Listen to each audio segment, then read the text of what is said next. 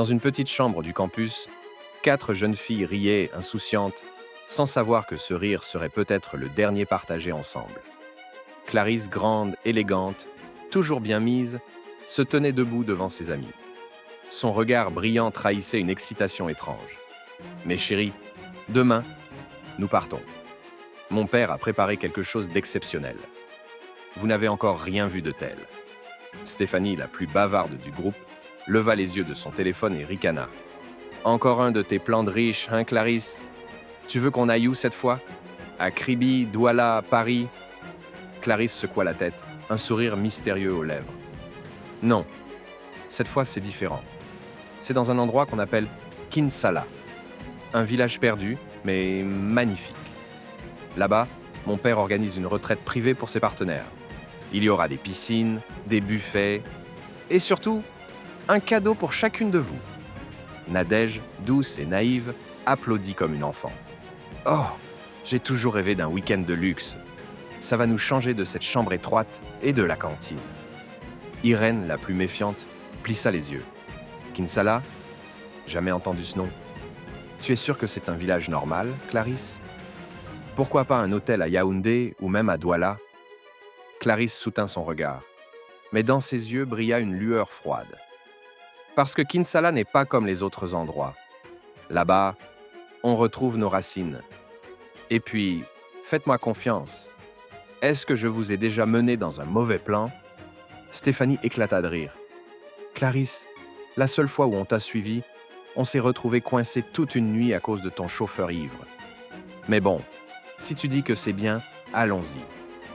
Irène soupira, mais finit par céder, voyant l'enthousiasme des autres. D'accord, mais si je sens que quelque chose cloche, je vous jure que je prends le premier taxi-moto pour revenir. Clarisse posa une main glaciale sur son épaule et chuchota. À Kinsala, personne ne revient sans avoir reçu ce qu'il attend. Les filles éclatèrent de rire, pensant à une blague. Mais l'ombre qui passa sur le visage de Clarisse n'avait rien d'amusant. Le lendemain matin, à l'aube, une voiture noire vint les chercher. En montant à bord, elles laissèrent derrière elles le brouhaha de la ville pour s'engager sur une route sinueuse bordée d'arbres immenses. Les conversations s'enchaînaient, légères d'abord, puis teintées d'inquiétude au fur et à mesure que le paysage devenait plus sauvage. Nadège. « C'est moi ou cette route n'en finit pas? On dirait qu'on s'éloigne de tout. » Stéphanie. « Mais non, profite du paysage. Regarde ces collines, c'est magnifique. » Irène chuchotant. « Magnifique ou pas, je n'aime pas l'ambiance. Ces arbres, on dirait qu'ils nous regardent. » Clarisse souriante. « Vous parlez trop. Conservez votre énergie, mes chéris. Kinsala vous demandera beaucoup plus que vous ne croyez. » Un silence lourd s'abattit dans la voiture. Les filles échangèrent des regards, mi-amusés, mi-inquiets, et tandis que la route s'enfonçait toujours plus dans la forêt, un pressentiment grandissait. Ce voyage n'était pas de simples vacances. C'était le début d'une traversée vers l'inconnu. Après plusieurs heures de route sinueuse, la voiture s'arrêta brusquement devant une grande allée bordée d'arbres gigantesques. Au bout, se dressait une demeure immense, presque irréelle, comme sortie d'un conte ancien. Les murs blancs reflétaient la lumière du soleil couchant et des colonnes majestueuses entouraient l'entrée principale. Le portail, imposant, était gardé par 2 hommes au visage fermé. Clarisse ouvrit la portière, ses yeux brillants d'anticipation. « Bienvenue à Kinsala !» dit-elle, sa voix vibrante d'excitation. Stéphanie sortit la première et s'émerveilla. « Oh mon Dieu, c'est énorme! On dirait un palais! Comment ton père peut-il vivre ici tout seul ?» Nadège, plus prudente, examina les alentours. « Tout cela est magnifique, mais vous avez remarqué? Il n'y a pas un seul voisin à l'horizon. Pas une voiture, pas un chien, rien. » Irène fronça les sourcils, nerveuse. « Vous voyez ce que je veux dire? Cet endroit me donne la chair de poule. » À ce moment, un homme imposant s'avança depuis l'ombre du portail. Il portait un costume sombre et son regard scrutait chaque mouvement des filles. Son pas était lourd, mais d'une précision inquiétante. Clarisse s'avança vers lui avec un sourire. « Chef Kenna, voici mes amis. Stéphanie, Nadège, Irène. Elles resteront avec nous tout le week-end. » L'homme s'inclina légèrement et dit d'une voix grave, « Je suis ravi de vous accueillir. Suivez-moi, s'il vous plaît. » Les filles échangèrent des regards incertains, mais se laissèrent guider. Le manoir était encore plus impressionnant de l'intérieur. Les murs étaient recouverts de tapisseries anciennes, des chandeliers en cristal illuminaient les pièces, et l'air sentait la fragrance de fleurs rares. Stéphanie murmura, émerveillée, « Je n'ai jamais rien vu de pareil. » Clarisse, « Comment ton père peut-il posséder un endroit pareil ?» Clarisse haussa les épaules, un sourire énigmatique aux lèvres. « Ne pose pas trop de questions. Profitez de l'instant. Ici, tout est parfait, ou presque. » Nadège jeta un coup d'œil aux gardes qui les suivaient. « Tu trouves pas que ces hommes nous observent un peu trop ?» Irène hocha la tête, la voix tremblante. « Oui. Et il y a quelque chose dans leurs yeux, comme s'ils savaient exactement ce qu'on pense. » Clarisse leva les mains, comme pour calmer ses amis. « Ne vous inquiétez pas. Chef Kenna est un vieil ami de la famille. Tout est sous contrôle. » À peine eurent-elles franchi le couloir principal qu'un domestique leur tendit des serviettes fraîches et des rafraîchissements. Nadège accepta timidement le verre de jus de mangue. Mais quelque chose clochait. Le personnel évitait de les regarder dans les yeux. Leur démarche était trop silencieuse, trop calculée. Stéphanie, toujours bavarde, essaya de détendre l'atmosphère. « Bon, au moins il y a du jus de mangue, c'est mieux que rien. » Irène croisa les bras, suspicieuse. « Rien. Ou quelqu'un nous observe. Je ne sais pas, j'ai un mauvais pressentiment. » Clarisse s'approcha d'elle et posa sa main sur son épaule. Mais cette fois, ses yeux brillaient d'une lueur froide, presque inquiétante. « Vous inquiétez pas pour ça. À Kinsala, on apprend vite que tout n'est pas ce qu'il semble être. » À ce moment, Chef Kenna les invita à entrer dans le salon principal. Un feu brûlait dans la cheminée, projetant des ombres dansantes sur les murs. Il leur tendit une clé en argent. « Ce sera vos chambres pour le séjour. Vous aurez tout le confort nécessaire. Mais une seule règle, pas de téléphone. Laissez vos distractions derrière vous et profitez du week-end. » Stéphanie haussa les sourcils. « Pas de téléphone? Même pour rappeler nos parents ?» Chef Kenna incline la tête d'un air sévère. « Ici, personne ne doit savoir ce qui se passe. Vous devez vivre l'expérience pleinement, sans interférence. » Nadège sentit un frisson parcourir son dos. « Pourquoi on ne pourrait pas appeler nos familles? C'est juste un week-end. » Clarisse intervint, tentant de calmer la tension. « Laissez tomber. Si on commence à se poser trop de questions, on ne profitera jamais. » Mais Irène murmura pour elle-même en regardant la grande horloge dorée. « Profiter. Oui, mais à quel prix ?» Le soleil se couchait lorsque les filles montèrent enfin dans leur chambre. La grandeur du manoir semblait les engloutir. Elles s'allongèrent sur les lits, essayant de se détendre. Mais dans le silence, un bruit étrange se fit entendre. Un chuchotement imperceptible, comme si le manoir lui-même murmurait leur nom. Nadège frissonna. « Vous avez entendu ça ?» Stéphanie secoua la tête, mais ses yeux trahissaient l'inquiétude.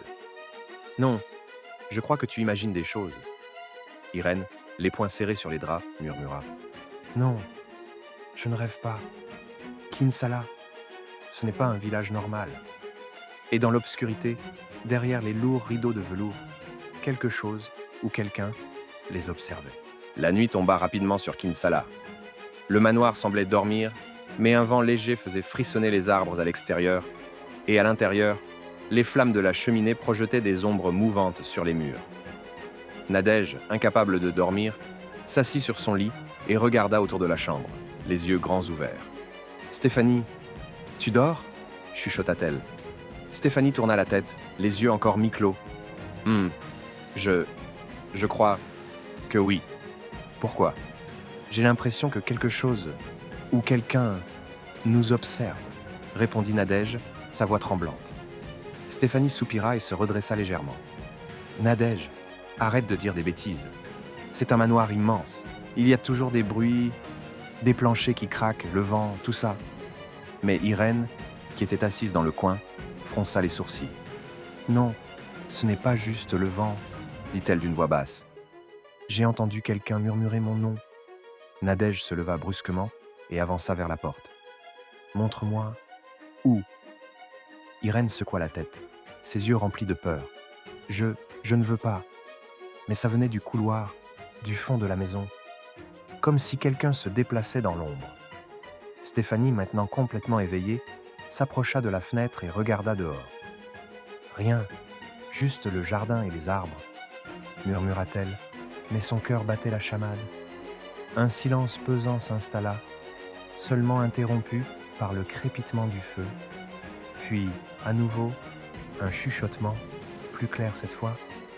Nadège, Nadège. La jeune fille sursauta, son visage pâle comme la mort. « Vous entendez ça ?» s'écria-t-elle, la voix tremblante. Stéphanie tenta de la calmer. « Nadège, respire. Ce n'est sûrement rien, un courant d'air. » Mais Irène s'avança lentement, les yeux fixés sur le couloir sombre. « Non, ce n'est pas rien. Quelqu'un est là. » Soudain, un léger bruit de pas résonna depuis l'escalier principal. Les filles se figèrent. « Qui est là ?» appela Irène d'une voix tremblante. Pas de réponse. Juste un souffle dans le silence, comme si la maison elle-même retenait son souffle. Nadège se retourna vers la porte de sa chambre, prête à courir, mais Stéphanie posa sa main sur son bras. « Attends, peut-être que c'est juste un domestique. » Mais avant qu'elle ne puisse se lever, la porte s'ouvrit lentement, sans bruit, laissant passer une silhouette mince et immobile. Le cœur de Nadège se serra. C'était Clarisse. « Les filles !» dit-elle. Mais sa voix était différente, glaciale, presque vide. « Il est temps de descendre. La fête commence. » Stéphanie fronça les sourcils. « Quoi ? La fête n'est que demain. » Clarisse ne répondit pas. Elle tourna les talons et disparut dans l'obscurité du couloir. « Qu'est-ce qui se passe ?» murmura Irène, ses mains tremblantes.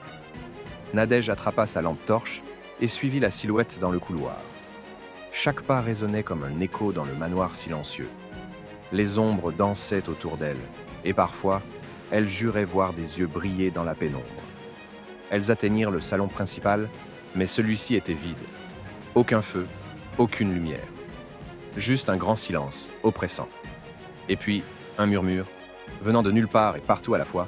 « Par ici, suivez-moi. » Stéphanie se figea. « Nadège, on devrait revenir. » Mais avant qu'elle puisse faire demi-tour, la porte derrière elle claqua violemment. Elles étaient enfermées. Un rire faible et étouffé résonna dans la pièce, comme si le manoir lui-même se moquait d'elle. Nadège serra les poings. « Clarisse, qu'est-ce que tu fais ? Pourquoi ?» Pas de réponse. Juste le silence. Puis, à nouveau les murmures. « Plus vite, plus vite. » Nadège sentit son souffle s'accélérer, son cœur battre à tout rompre. Irène se rapprocha d'elle, les larmes aux yeux. « On doit sortir. Quelque chose ne va pas. Quelque chose de mauvais. » Stéphanie, terrifiée, regarda autour d'elle et aperçut un escalier descendant vers le sous-sol. Un frisson glacé la parcourut. « Non, pas là. Pas le sous-sol, » murmura-t-elle. Mais déjà, les murmures se faisaient plus pressants, plus insistants. « Descendez. Descendez. » Les filles échangèrent un regard de panique. Le manoir, si majestueux pendant le jour, devenait maintenant une prison oppressante. Chaque ombre semblait se rapprocher. Chaque pas semblait plus lourd, chaque souffle plus court. Et dans le noir, elles comprirent.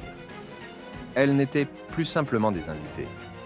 Elles étaient devenues les proies de Kinsala. Le manoir semblait respirer autour d'elles, ses murs anciens émettant un murmure incessant.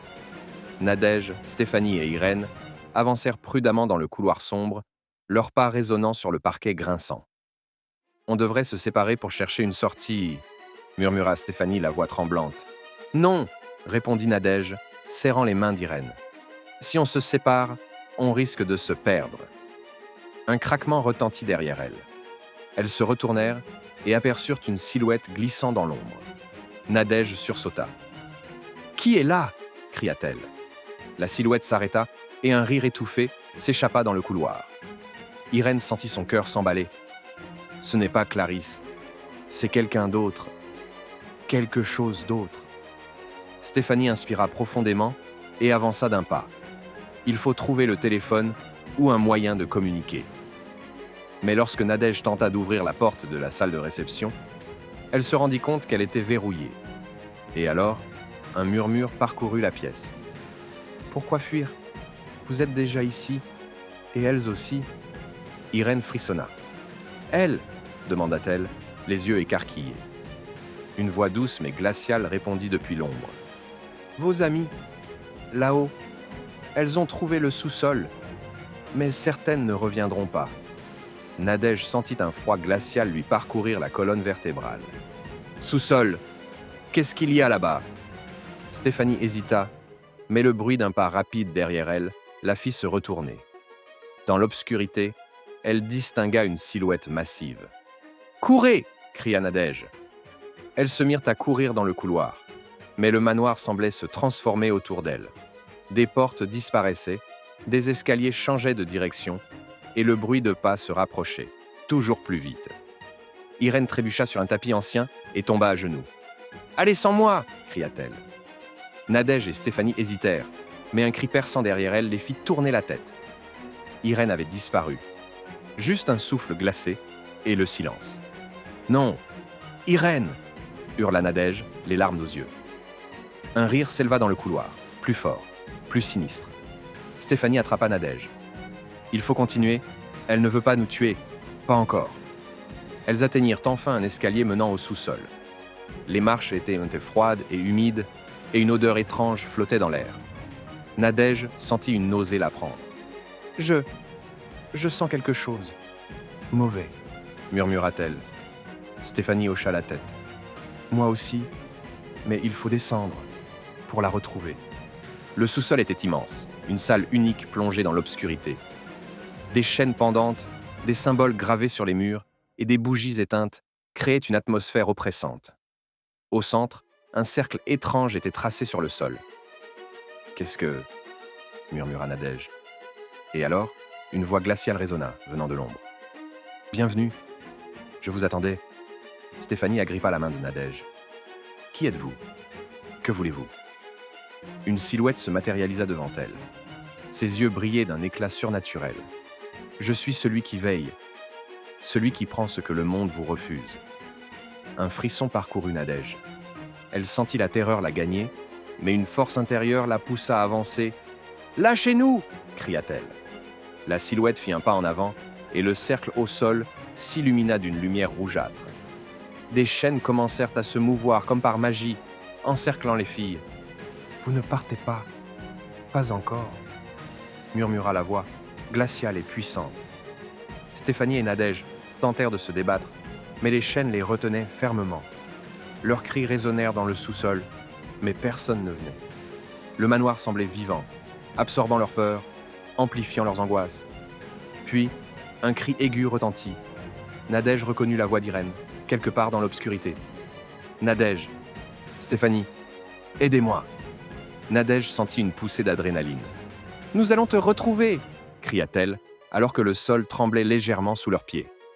La silhouette recula et un rire sinistre s'éleva, comme un écho dans le sous-sol. « Très bien, mais souvenez-vous, dans Kinsala, rien n'est jamais ce qu'il paraît. » Les flammes des bougies s'allumèrent soudainement, révélant des centaines de symboles mystérieux gravés sur les murs. Les filles comprirent alors qu'elles étaient tombées dans un piège ancien, préparé depuis des siècles, où l'ombre et le surnaturel se mêlaient. Il faut trouver la sortie avant, murmura Stéphanie, haletante, mais sa phrase fut coupée par un autre rire, plus proche, plus cruel. Le sous-sol venait de se transformer en labyrinthe vivant. Et là, dans l'obscurité, les filles comprirent enfin, elles étaient prisonnières des ombres de Kinsala. Les flammes vacillantes des bougies projetaient des ombres grotesques sur les murs du sous-sol. Nadège et Stéphanie avançaient avec précaution, chaque pas résonnant sur le sol de pierre humide. « On doit rester ensemble », murmura Nadège, les yeux rivés sur le couloir, qui semblait se déformer devant elle. « Oui, mais j'ai l'impression que le manoir nous regarde », répondit Stéphanie, la voix tremblante. Un souffle froid traversa le sous-sol, éteignant une à une les bougies. Les murs semblèrent se rapprocher, et des murmures indistincts résonnèrent autour d'elle. « Qui est là ?» cria Nadège, mais seule la réverbération de sa propre voix lui répondit. Puis, une silhouette surgit des ténèbres. flottant presque au-dessus du sol. Ses yeux brillaient d'un éclat surnaturel et ses mains semblaient vouloir les atteindre sans jamais les toucher complètement. « Vous avez osé pénétrer dans mon domaine », murmura la créature, une voix à la fois douce et glaciale. « Lâchez-nous !» cria Stéphanie en reculant, son cœur battant à tout rompre. Nadège sentit une impulsion en elle, un mélange de peur et de courage. « Nous ne sommes pas vos proies !» hurla-t-elle. La créature recula légèrement et un rire sourd résonna dans le sous-sol. « Ah, vous êtes encore humaine, si fragile, si prévisible. » Soudain, le sol trembla. Des chaînes animées surgissaient des murs, encerclant les filles. Elles tentèrent de se débattre, mais chaque geste était ralenti par une force invisible. « On doit trouver un symbole, quelque chose qui arrête ce... » murmura Stéphanie, les yeux scrutant le cercle gravé au sol. « Là !» s'exclama Nadège, en pointant une gravure qui semblait différente des autres, presque lumineuse malgré l'obscurité. Elles s'approchèrent et Nadège posa sa main dessus. Un éclair de lumière blanche traversa le sous-sol, projetant la créature en arrière. Un cri strident résonna, suivi d'un silence pesant. « C'est fini ?» murmura Stéphanie, haletante. Mais la lumière se transforma en un vortex tourbillonnant, et soudain, des silhouettes apparurent dans l'ombre, des visages connus et inconnus, tous pris au piège dans le manoir depuis des siècles. « Ah, qui ? Quoi ?» balbutia Nadège. Une voix s'éleva du vortex. « Je suis l'esprit gardien, celui qui maintient les ombres de Kinsala, et vous avez réveillé ce qui dormait depuis trop longtemps. » Les silhouettes fantomatiques avancèrent lentement. Mais une autre lumière, plus douce, émana du cercle lumineux sous la main de Nadège. Les spectres reculèrent, hurlant dans un mélange de rage et de douleur. « Stéphanie, tiens-moi la main !» cria Nadège. Elles se tinrent fermement, et une force invisible les éleva vers le centre du cercle. Le vortex les enveloppa, les faisant disparaître du sous-sol. Le manoir trembla, des pierres tombèrent, et un cri de frustration résonna dans la nuit. La créature était déstabilisée. Elles émergèrent à l'extérieur, haletantes, couvertes de boue et de sueur. La forêt semblait immobile, presque figée dans un silence surnaturel. Nadège observa autour d'elle. La maison était là, mais elle paraissait plus petite, presque irréelle, comme un mirage. « On est vivante », murmura Stéphanie, les larmes aux yeux. « Oui, mais certaines ne reviendront jamais », répondit Nadège, réalisant l'ampleur du piège qu'elle venait de déjouer. Au loin, un vent glacial souffla, portant avec lui un rire lointain et moqueur. Nadège frissonna. Elles ne nous oublieront jamais. Soudain, un téléphone sonna. C'était Irène. « Nadège, Stéphanie, je suis sortie, sanglota-t-elle. Les trois amies se retrouvèrent, tremblantes mais vivantes. Elles savaient qu'elles avaient échappé à l'horreur, mais que les ombres de Kinsala resteraient à jamais dans leur mémoire. « Plus jamais », murmura Nadège en regardant la forêt. « Plus jamais on ne se laissera séduire par le luxe ou le pouvoir. Certaines tentations sont des pièges. » Et alors qu'elle s'éloignait, le manoir semblait disparaître dans l'obscurité, comme s'il n'avait jamais existé. Mais un dernier murmure, à peine audible, se fit entendre. Les ombres de Kinsala. Elles attendent. Toujours. Le silence retomba. Les filles continuèrent à marcher, le cœur lourd, conscientes que certaines expériences laissent des cicatrices qui ne disparaissent jamais. Gnota Conte.